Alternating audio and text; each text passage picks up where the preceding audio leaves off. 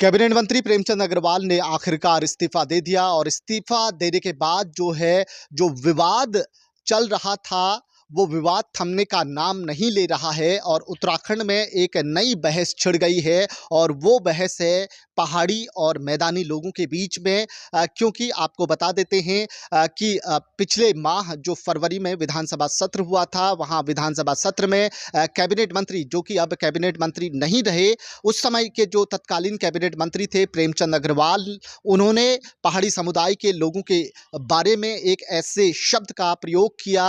उस शब्द के बाद जो है पूरे पहाड़ में उनके खिलाफ जो है आक्रोश फैल गया था। कुमाऊं से लेकर गढ़वाल तक उनके पुतले दहन किए जा रहे थे, उनकी शव यात्रा निकाली जा रही थी और लोगों में आक्रोश चरम पर था।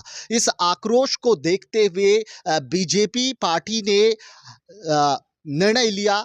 उन्होंने कई बार जो है मीडिया के सामने आकर बीजेपी के जो बड़े नेता थे, उन्होंने इस आक्रोश को ये कह सकते हैं कि दबाने की कोशिश की, लेकिन ये आक्रोश दबा नहीं और जब जनता उग्र हो गई तो आखिरकार प्रेमचंद अग्रवाल को इस्तीफा देना पड़ा। लेकिन जिस तरीके से उन्होंने इस्तीफा दिया और इस्तीफा देते समय जो उन्होंने प्रेस कॉन्फ्रेंस करी थी, उस प्रेस कॉन्फ्रेंस में वो इमोशनल हुए। उन्होंने अपने योगदान को बताया इस उत्तराखंड राज्य को अलग करने में। उन्होंने कहा कि जब उत्तराखंड राज्य अलग हो रहा था, मुजफ्फरनगर में गोलीकांड हो रहा था, तब वो दिल्ली में थे और जैसे ही उनको पता चला कि मुजफ्फरनगर में गोलीकांड हुआ है, वो दिल्ली से ट्रक में बैठकर मुजफ्फरनगर पहुंचे और उसके बाद जब वो मसूरी पहुंचे तो मसूरी के लोगों ने कहा कि आप यहां से निकल जाइए, आपका एनकाउंटर हो जाएगा या आपको जेल भेज दिया जाएगा। ये कहते कहते प्रेमचंद अग्रवाल के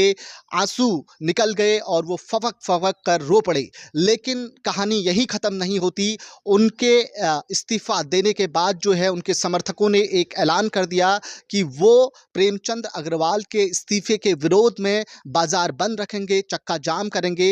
हालांकि कल कुछ छुटमुट अगर दुकानों को देखें तो वो बंद रहे, बाजार पूरी तरीके से बंद नहीं रहे। देहरादून की बात करें तो देहरादून में सारे बाजार और सारी चीज़ें ऐसे ही चलती रही। लेकिन एक नया विवाद जो है अब खड़ा हो गया है पहाड़ी और मैदानी का, क्योंकि बीजेपी की बात करें तो बीजेपी ने बहुत देर कर दी। ये अगर देखा जाए, अगर बीजेपी सही समय पर ये इस्तीफा ले लेती तो शायद उत्तराखंड की जनता इतनी आक्रोशित नहीं होती। वहीं अगर कांग्रेस की बात करें तो कांग्रेस जो है मुख्य विपक्षी पार्टी है। कांग्रेस ने अब सीधे सीधे बीजेपी को घेरा है। कांग्रेस के जो बड़े नेता हैं